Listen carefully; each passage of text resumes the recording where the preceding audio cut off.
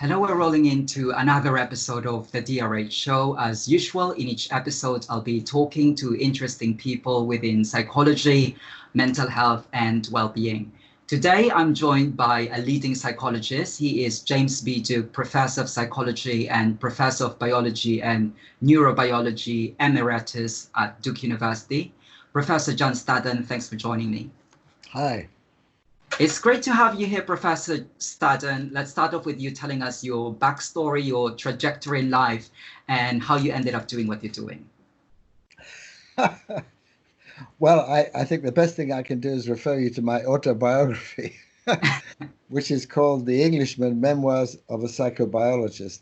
I grew up in England. I went to undergraduate school in London, University College London. I was not a very good student. I dropped out after 2 years, went to Africa for 2 years, came back, finished in the last year, got serious, came to America, and eventually wound up at Harvard University, where I was in the basement of a wonderful old building. It's a kind of American St. Pancras station, this wonderful Victorian Gothic building called Memorial Hall. And the basement at that time was occupied by B.F. Skinner, of whom some of you may have heard, and several of his associates. And it was a very lively place full of experimental labs in psychophysics and also in operant conditioning, which of course is Skinner's famous thing.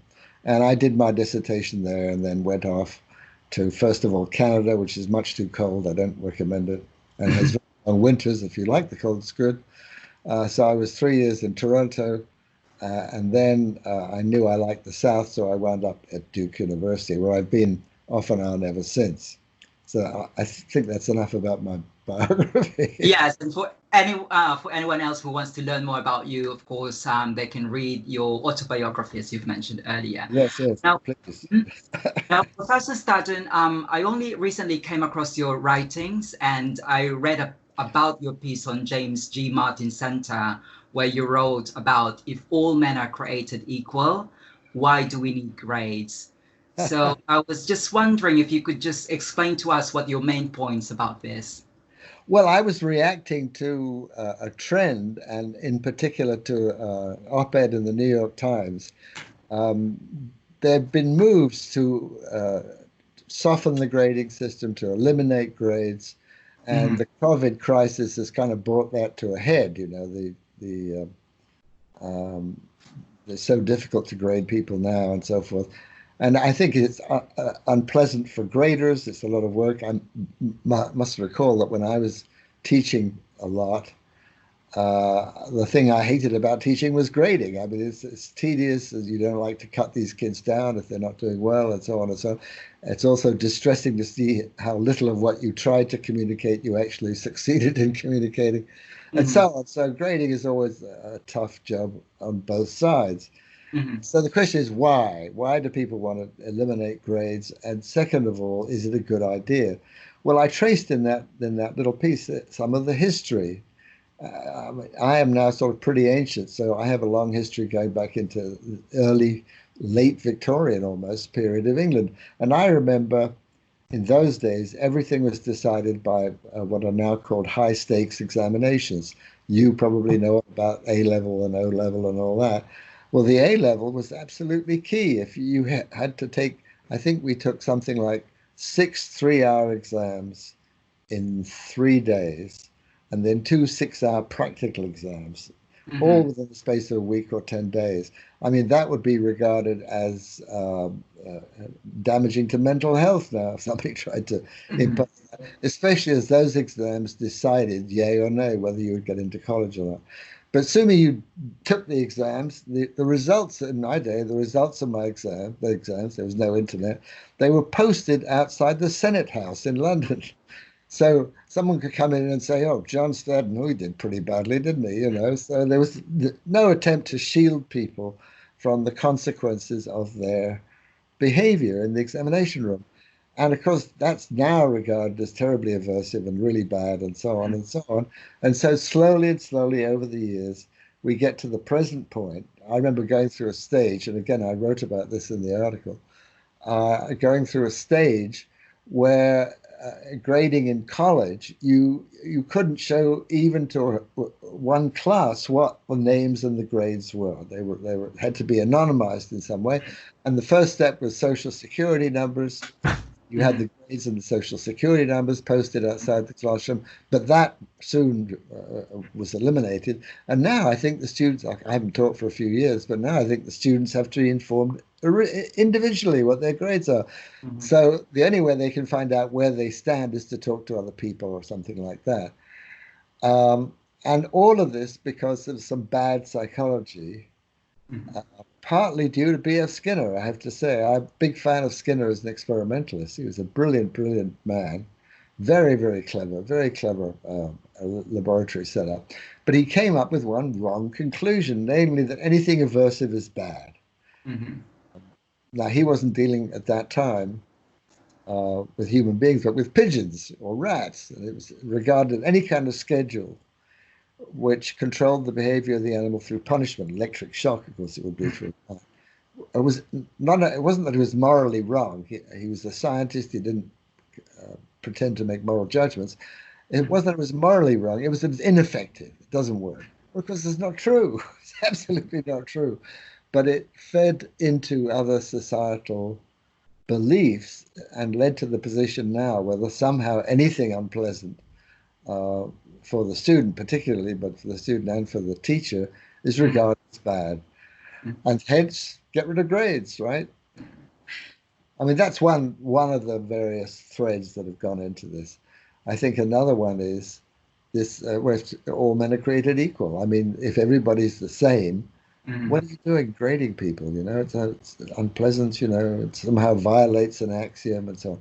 There are a lot more to be said about that. That's the background of it anyway. Or why we would even have Olympics if all men are created equal. It's not just within the schooling system.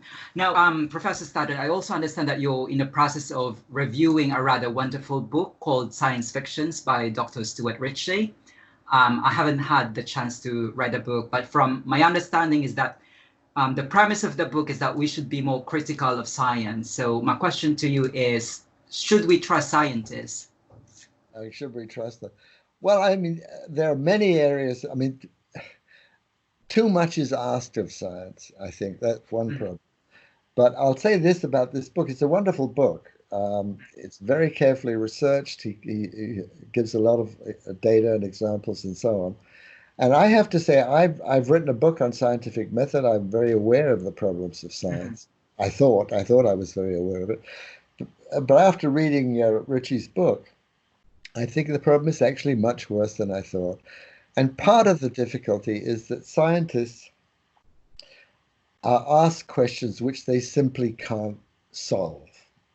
There are many questions that science can't, at least now, solve because they involve working with human beings. You can't control a human being the way you can control a rat for ethical reasons, practical reasons. A lot of the effects that are asked about, like what's the effect of upbringing and so on, they take 10, 20, 30, 40 years to show, and you can't do that kind of experiment. Now, there are one or two long-term studies. Again, they're not experimental, of course. They're just correlational. You just observe what happens. In fact, literally 5 minutes before I logged on to you, I saw that there's a study in which a couple of Duke people are involved, or several, 3 or 4 Duke people here at Duke University, are involved, just published a couple of years ago, where they looked at the genetics of a large sample of people, 20,000 people, I think, and correlated those genetics with successes in life, which of course is sort of a taboo subject in many ways nowadays. But they were just looking at the gene connections, and lo and behold, there are some gene connections. Well, it's taken a long time to find that. They don't really understand exactly what's going on. They don't know, for example, if a gene inherited from the mother, which is correlated, let's say, with better academic performance in the young, is that because of the gene or because that gene makes the mother more nurturing, or what? I mean, it's very, very complicated. So the details will take, many, many years to be worked out. But people want to know the answers to those sorts of questions. And I think COVID is exactly like that. I mean, here's a new virus.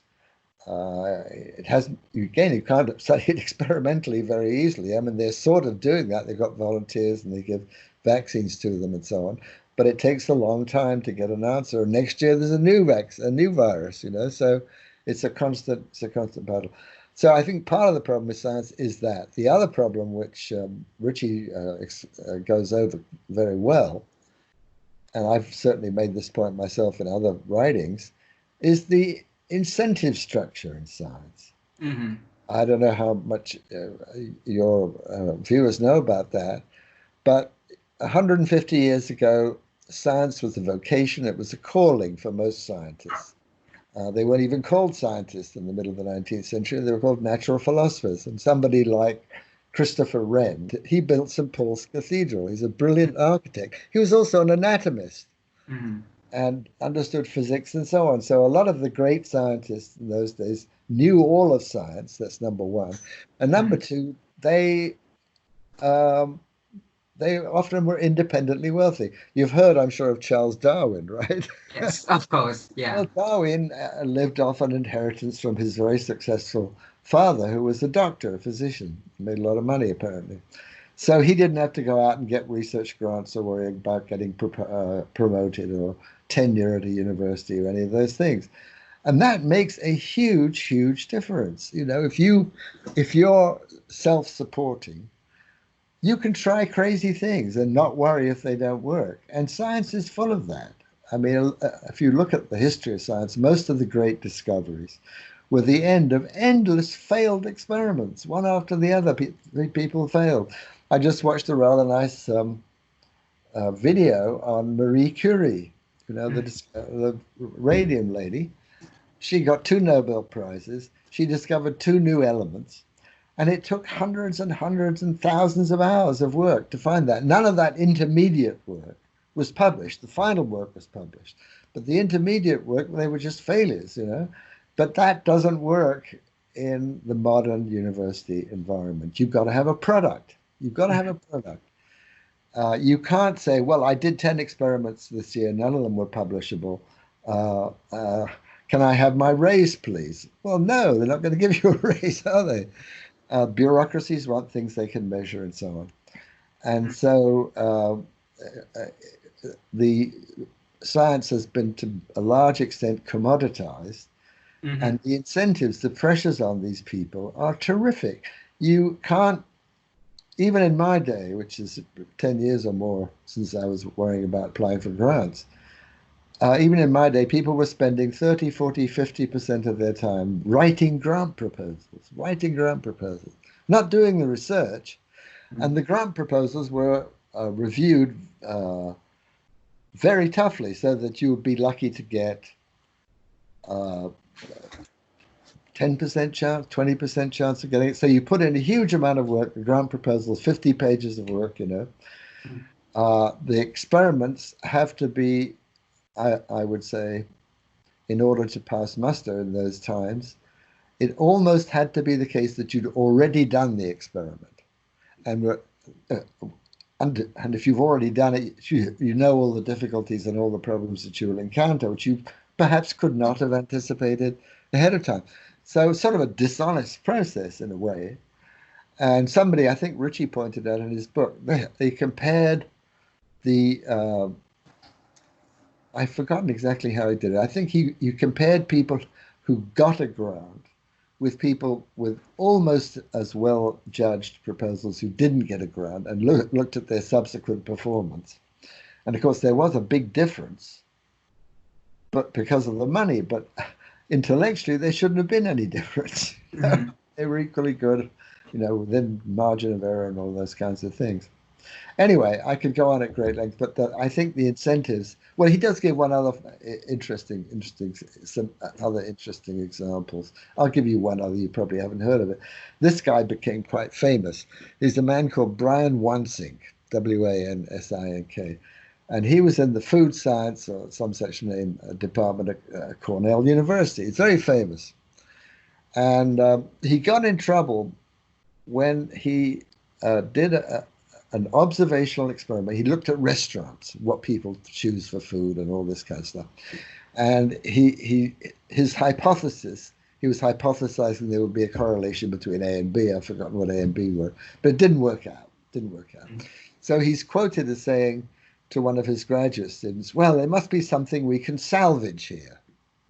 In other words, he's not thinking in terms of what's the reality, what's out there. He's thinking, how can we get a paper out of this? And in fact, he got 4 papers out of it, and they all were, as I understand it, presented somewhat dishonestly, in the sense that he found a correlation post hoc.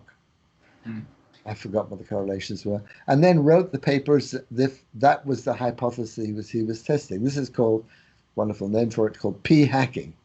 And apparently a lot of people do that in order to get a publication out of a failed study. And of course, it's dishonest. I mean, you shouldn't have to do that. And I think in the olden days, nobody would have done it. They wouldn't have had the incentive to do it, because you're not finding out anything new, really. You're not testing anything.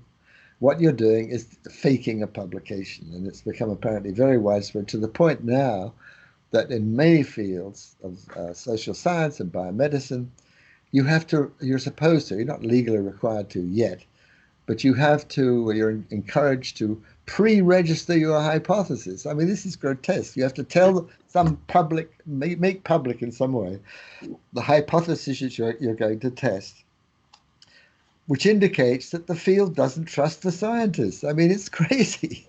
A real scientist would never think of doing it any other way. I mean, the fact that it's now thought necessary to discipline people in that way is just grotesque, don't you think? I mean, it's really very, very strange. Anyway, I'm boring the heck out of you. So. Yeah, this is interesting, but I just want to follow up my question. So basically, you're saying there's already a mismatch between science and reality. I just want to ask you, what about science and faith? Do you think they're complementary? Well, I've written a lot about that, actually. It's a very, very interesting question. I think they're complementary. I mean, the English philosopher David Hume, way back when, pointed out there's a difference between is and ought, right?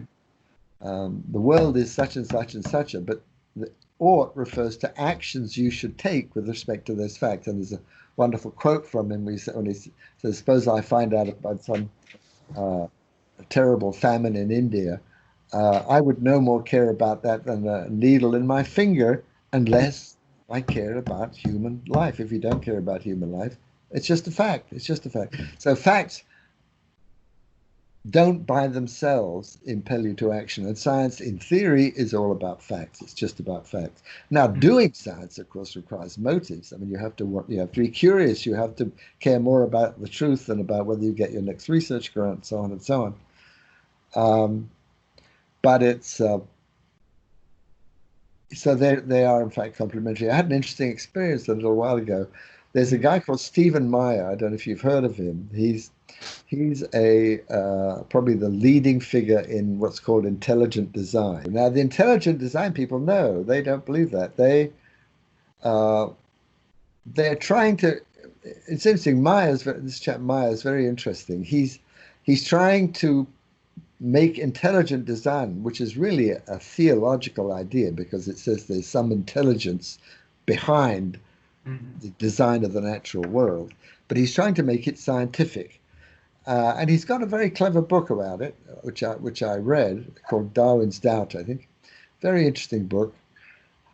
So interesting that I actually wrote him and tried to share with him some ideas that I've had, but I was a little put off by the fact he never responded. And that suggests to me that he may not be totally serious about this. The problem with intelligent, he tries to address these arguments in his book, but he wouldn't address them in an interactive way. But I guess his argument is, the argument that he needs to answer is, if you say there is intelligence behind, let's say, the design of the eye, or whatever wonderful biological fact you want to draw attention to, if you want to say there's intelligence behind it, there's one thing you haven't explained, is how that intelligence works. How does the intelligence work? You've just pushed it one stage back. It's like is it the Indian belief, or is it Buddhists, who believe the world is a turtle on top of endless turtles going down. I mean, it's an endless regress. You never get out. I think there is a way actually to reconcile these two. Um, it's probably too complicated to introduce into a conversation like this, but I think Darwin's theory had two parts to it. One part was selection. That was his great discovery, natural selection. But the selections, what does selection select from? It selects variation. And the point is that variation is very, very far from random. And that was, I discovered later, actually pointed out in the early 1900s, I think, by a man called Goldschmidt, who coined the unfortunate phrase, hopeful monsters. That is this idea that once in a while an animal would give birth to a grotesquely deformed or different infant. And of course, usually these infants die. But maybe once in a while, one's a great new invention and the natural selection moves on from there and so on. And that's a potential explanation for things like the Cambrian explosion, which you probably don't know about, but it's apparently during the Cambrian age, during a relatively short time, from a geological point of view, there's a lot of argument about it, but during a relatively short time, there was a huge explosion of species. Many, many different species occurred. And the intelligent design people say, well, how could that have happened from small random variations? Maybe they're right. Other people say, well, no, it's not such a short period, and we found intermediates and so on and so on. So there's argument about it. Anyway, bottom line, I think there's always will be a place for faith, because there are always questions to which we not only have no answer, but cannot have an answer, like, why are we here, right? How did the universe begin? It's almost inconceivable that you could find an answer to that, because somebody says, well, it began according to this, da, da, da, da, da. Well, what happened before that? I mean, there really is no simple answer. Now let's move on to, let's talk about your books, okay?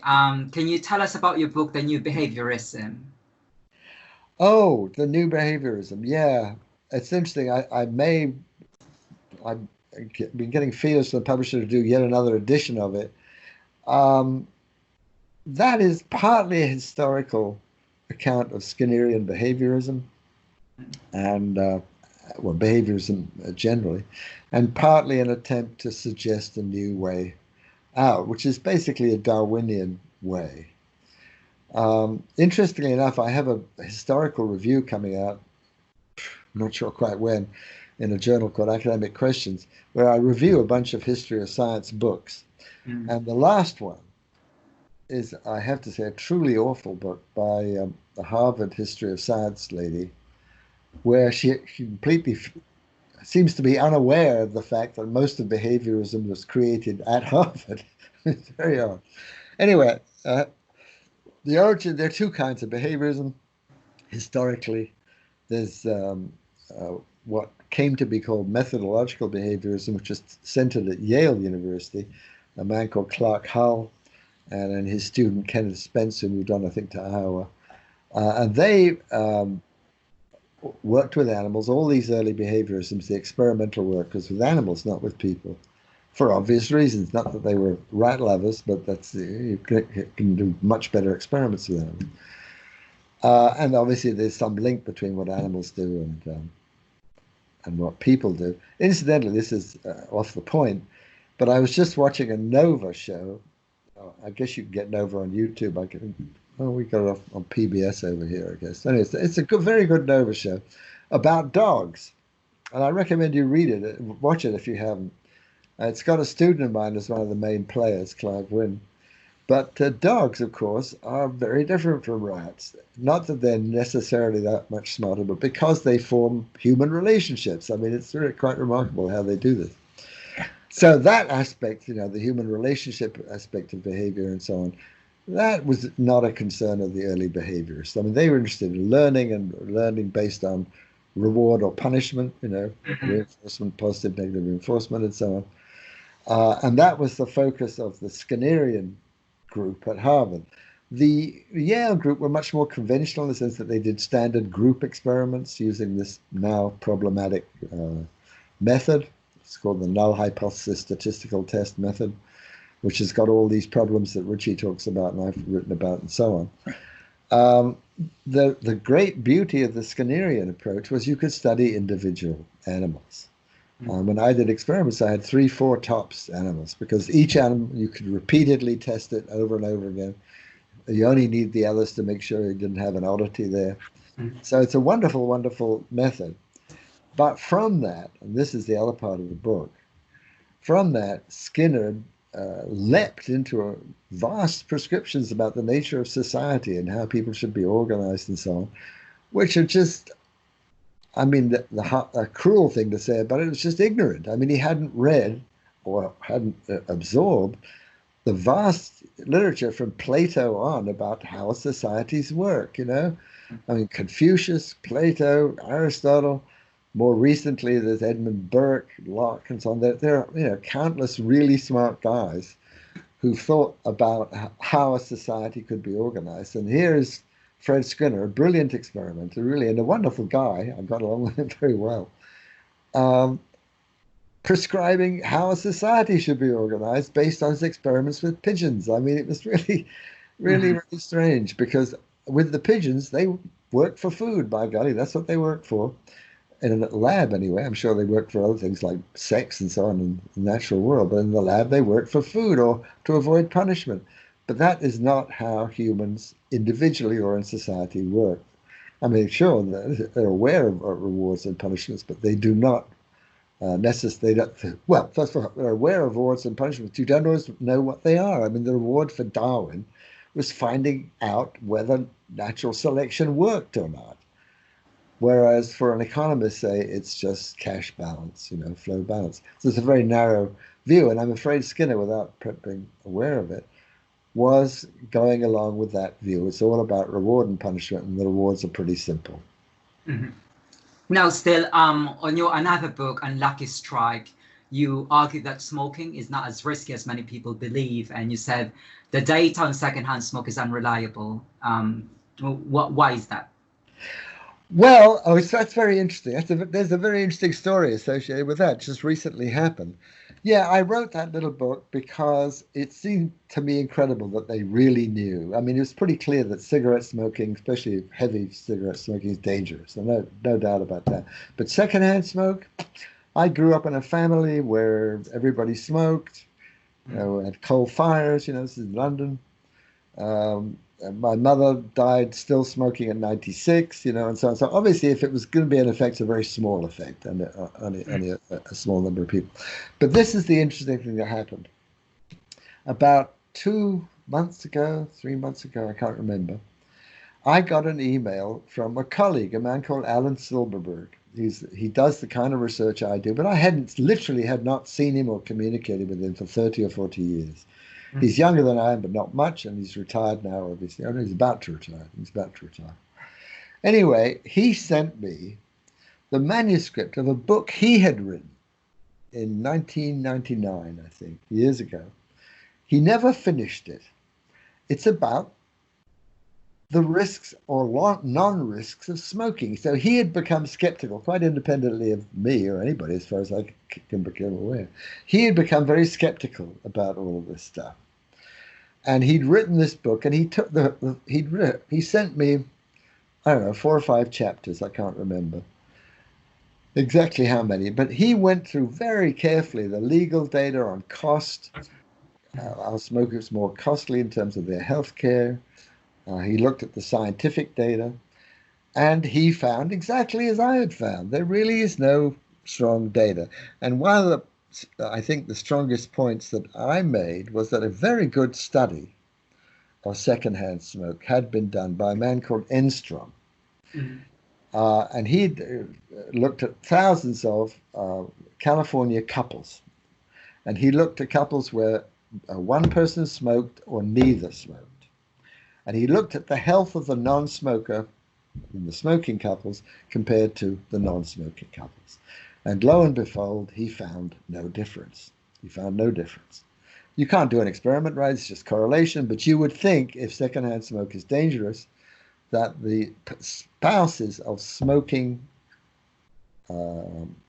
partners would be at some risk and would have worse mortality rates or something. So he looked over a long period of time. Now, the interesting thing about Enstrom is, in fact, several interesting things. One thing is his study in the first Surgeon General's report that came out on this. I've forgotten the exact date. It came out, and the Enstrom study was in the references, but was not referred to in the text at all. In other words, they just ignored it. In the next report, it wasn't even in the references. Mm-hmm. So I wrote about it in that book, and it's a big point. And indeed, I think Alan did too. Alan Silverberg also did. Incidentally, before I forget, I thought this book was very good. It was only a fragment, but it contained all the technical stuff. And I put it on my website. So if you look up Silverberg Duke, you'll find the text. You'll find the text of that book. I thought that it ought to be at least available to people if they want to look at it. So I did this for Alan. Anyway, this Enstrom guy was basically written out of the whole thing.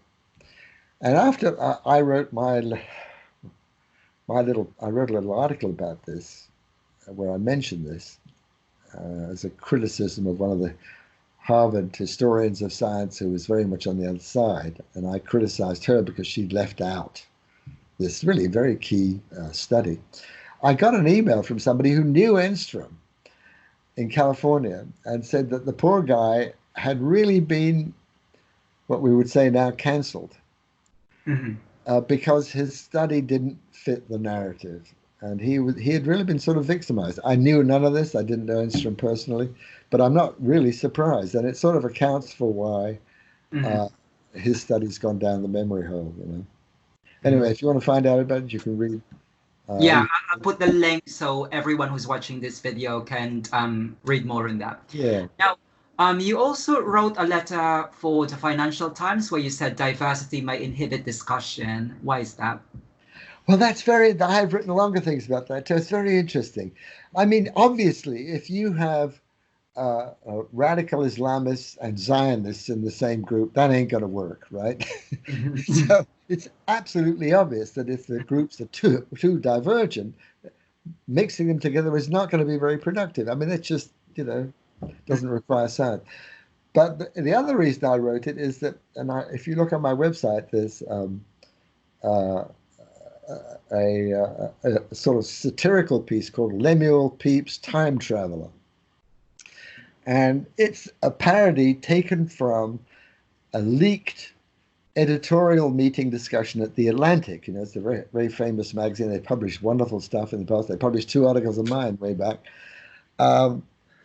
Anyway, it's a very respected magazine, but it's kind of gone off the cliff in my view. And the discussion, it's a fascinating discussion. It's a discussion between the editor, a man called Jeffrey Goldberg, and a group of people, the editorial staff. And the most dominant there is a black guy called Ta-Nehisi Coates. Have you heard of him? No. If you lived in this country, you would have heard of him. He's probably the most famous black writer. And they're discussing editorial policy. And as you work your way through this, it becomes clear, well, actually, one of the young women there says, I've heard, when it's just guys here, they had much freer discussions and so on. And as you go through, there are certain things that they won't talk about. I mean, they say, Coates or one of the, I think it's probably Coates, says something like, people say that blacks don't do as well on IQ tests or something like that. Some phrase to that effect, and Jeffrey Goldberg and Coates agree. Well, we're not going to, we can't deal with that. We can't say that. You can't say that. That's suppressing discussion. It may be wrong, or right. The data seem to be pretty clear one direction, but to say you're not going to say it, that's not diversity improving the level of discussion, is it?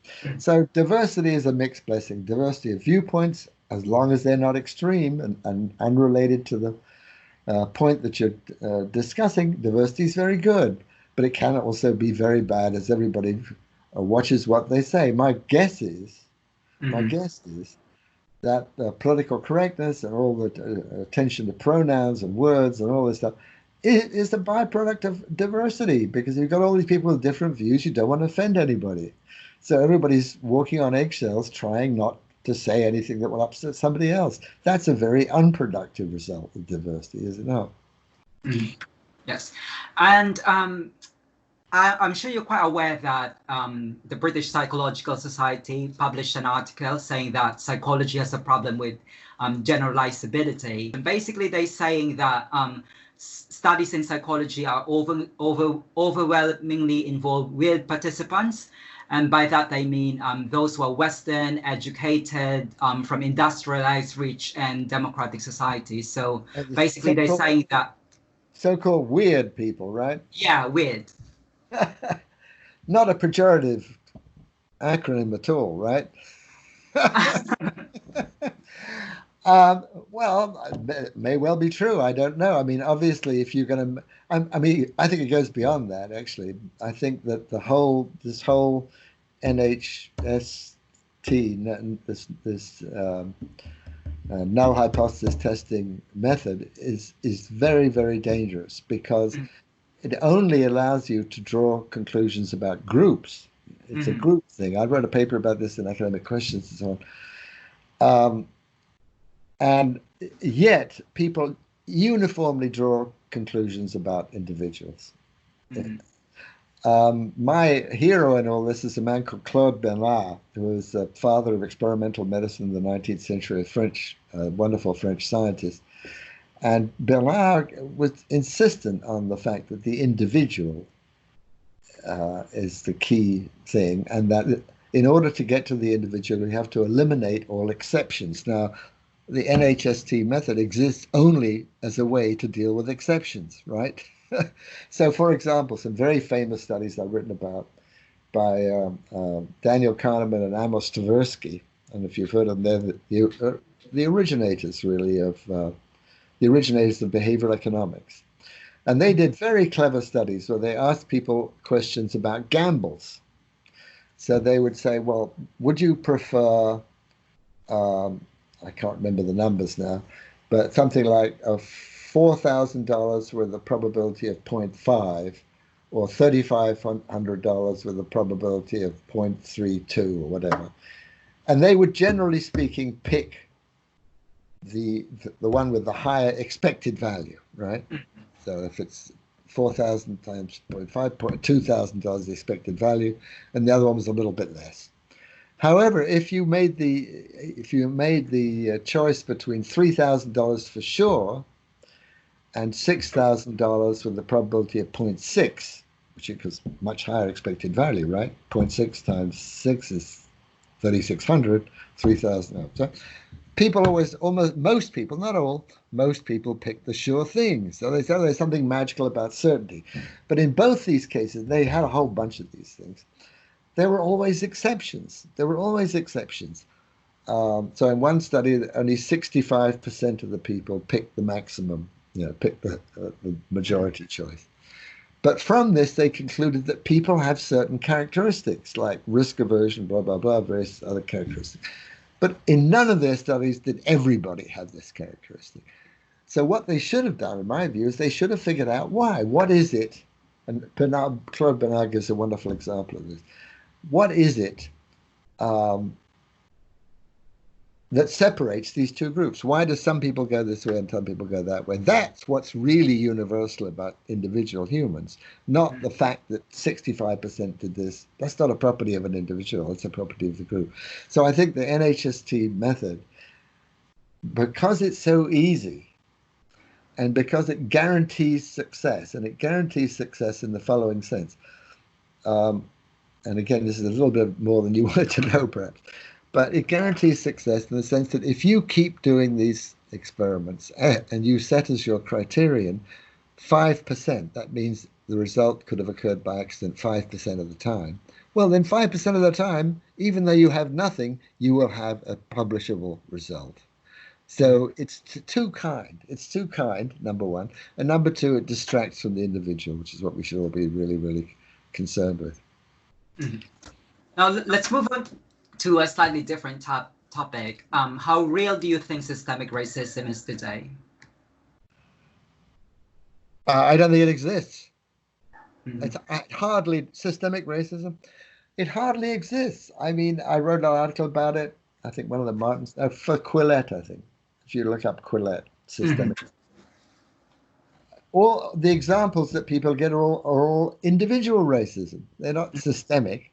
Systemic, there are one or two things that might be considered systemic racism.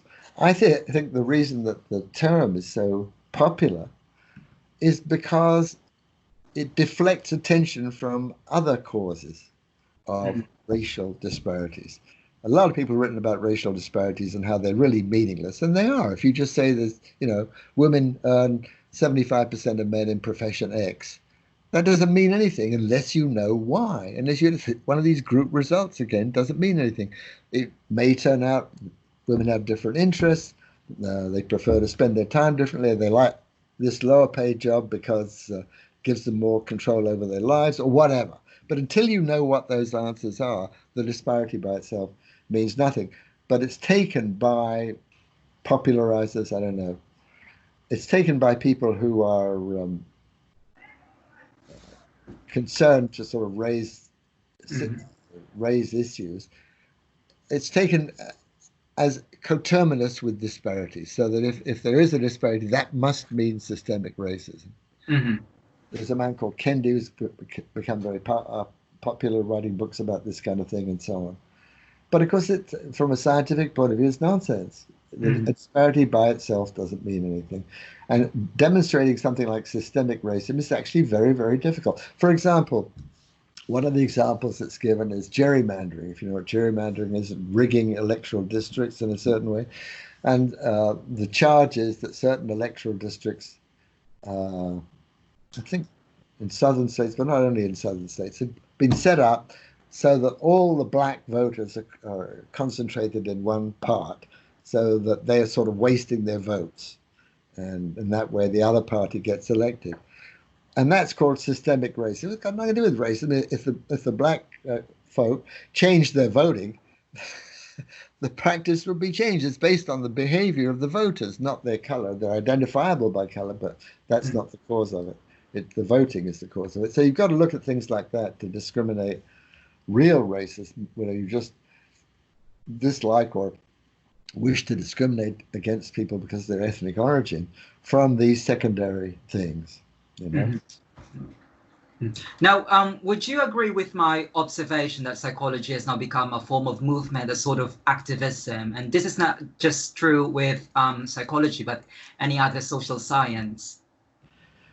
Well, psychology has become, like all of these social sciences, split into 100 different parts. I mean, the American Psychological Association has something like 57 divisions. I mean, it's just ridiculous. And some of those divisions are totally hard science, parts of neuroscience and so on.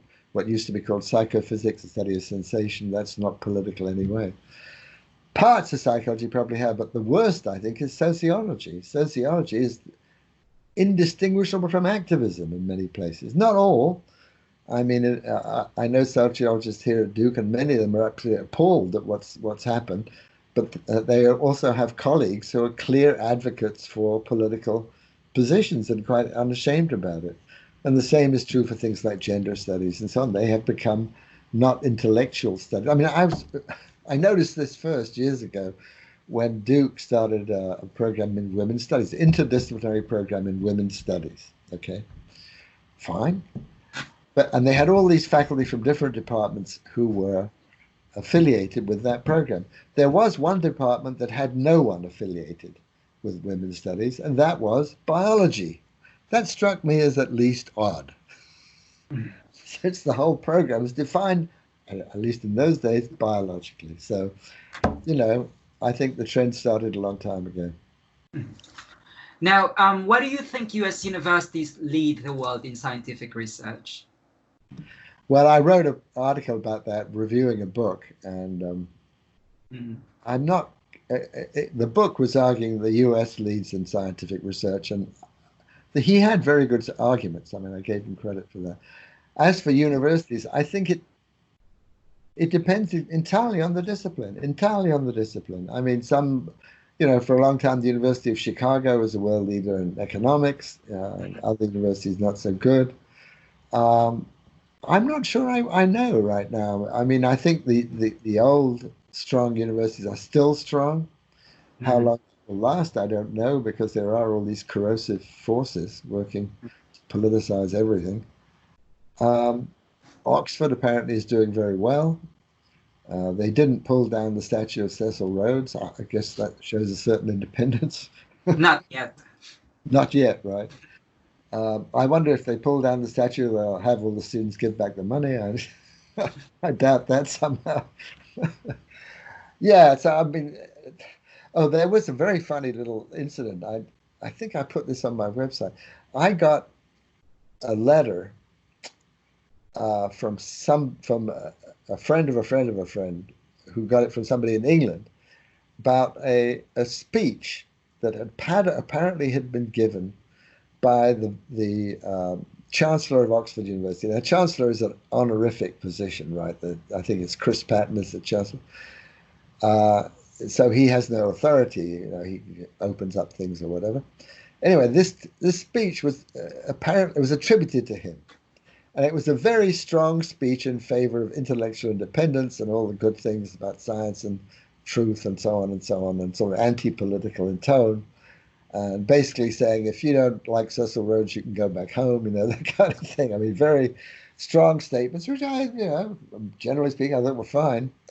Anyway, we had this letter, and the issue was it genuine or not? Was it somebody making it up and attributing? Because he had been on a BBC Four interview. He'd been on a BBC Four interview, and usually they publish those interviews. But if you go to that one, they will tell you that it's not available. Mm. It's called a good speech, I think.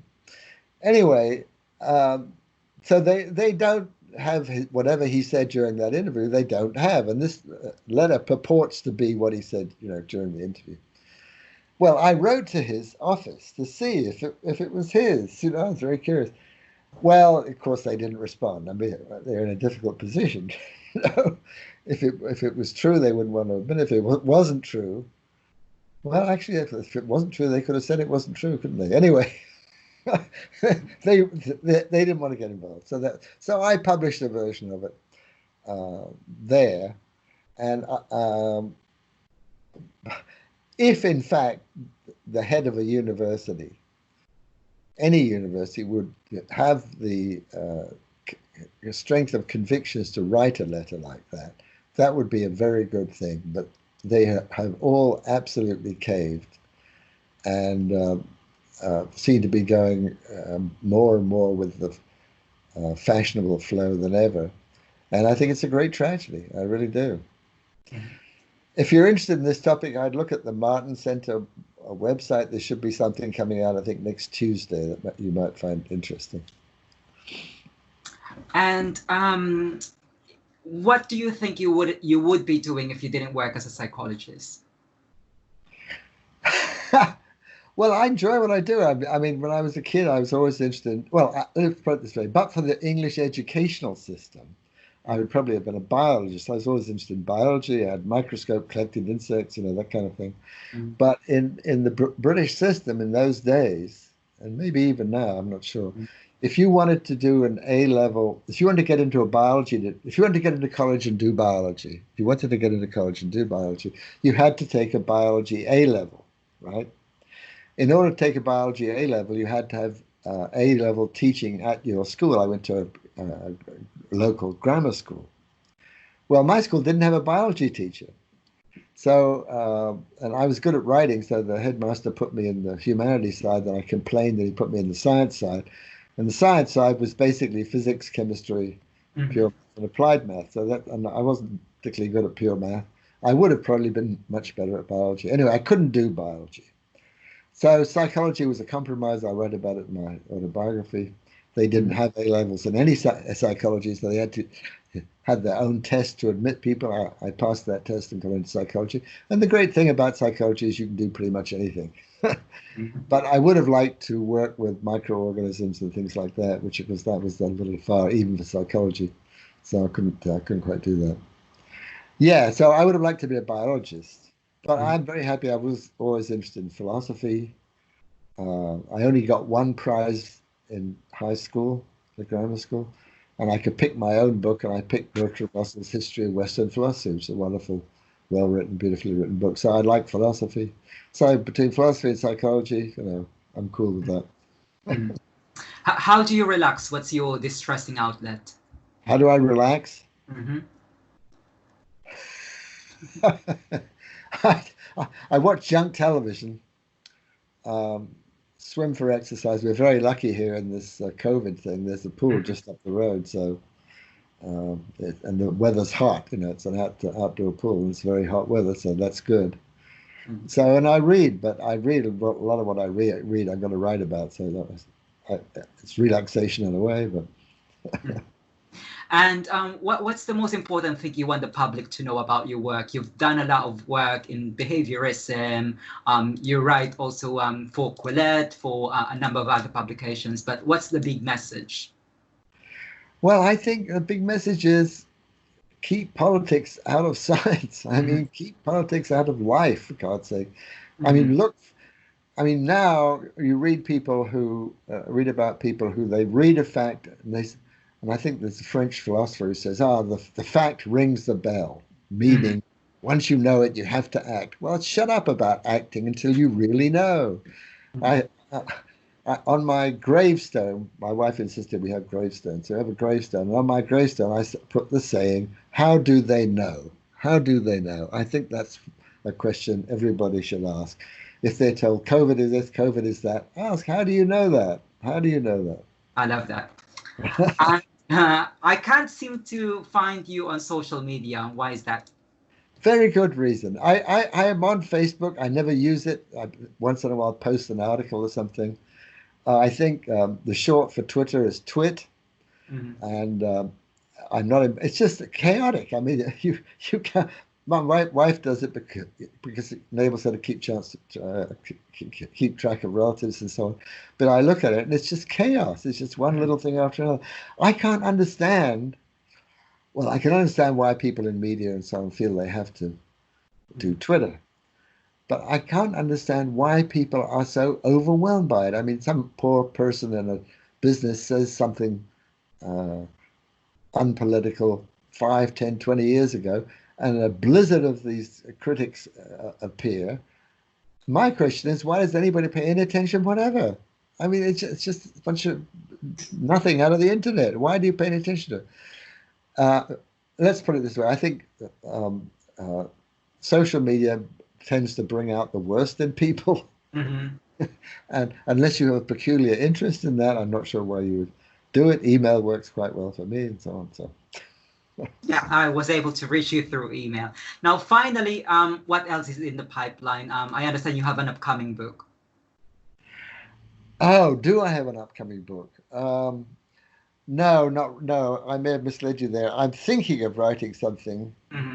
A very good friend of mine, who's a famous fellow, so I won't mention his name, is writing a book on rationality, and that's something I might like to read. I've got a chapter on it in the new Behaviorism.